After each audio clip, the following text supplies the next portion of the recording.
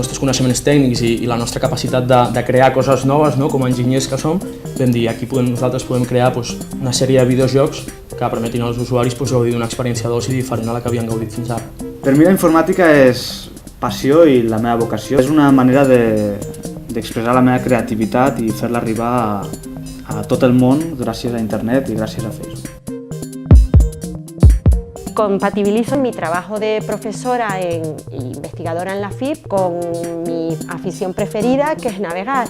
A nivel de regatas oceánicas y vueltas al mundo, no se plantea un barco sin informática y sin información de ese tipo.